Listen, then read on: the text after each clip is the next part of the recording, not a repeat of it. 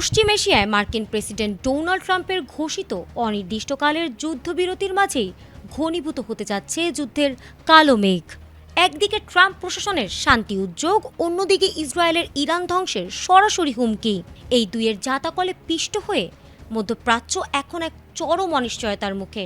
আর এরই মধ্যে বৃহস্পতিবার ভারতের পররাষ্ট্র মন্ত্রণালয় ইরানে অবস্থানরত সকল ভারতীয় নাগরিককে অতি দ্রুত দেশটি ছাড়ার চূড়ান্ত নির্দেশ জারি করেছে।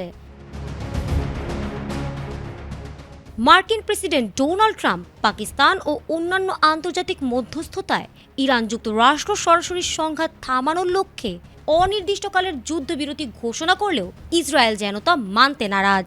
ইসরায়েলি প্রতিরক্ষা মন্ত্রী গত বৃহস্পতিবার এক কড়া বার্তায় জানিয়েছেন, তারা যুদ্ধের দ্বিতীয় ধাপের জন্য সম্পূর্ণ প্রস্তুত।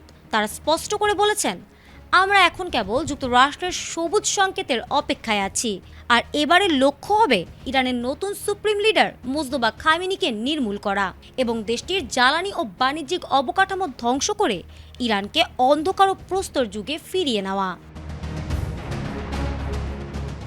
ইসরায়েলের এই ধ্বংসাত্মক হুমকির পরপরই নয়াদিল্লি তার নাগরিকদের নিরাপত্তায় সর্বোচ্চ সতর্কতা জারি করেছে।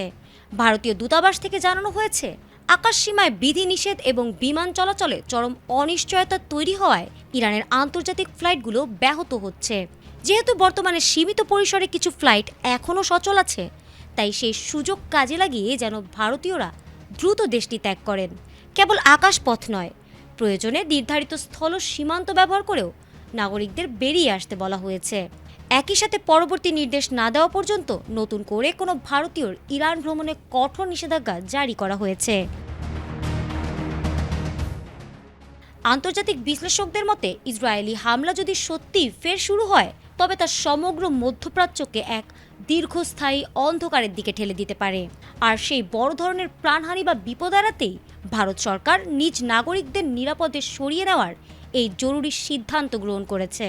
তবে ট্রাম্পের যুদ্ধবিরতি চলাকালেই ইসরায়েলের এমন হার্ডলাইন অবস্থান, সেই সাথে ইরানের স্পর্শকাতর স্থাপনায় হামলার পরিকল্পনা, এটাই ইঙ্গিত দেয় যে এই সাময়িক শান্তি যে কোনো মুহূর্তেই বড় ধরনের ধ্বংসযজ্ঞের রূপ নিতে পারে।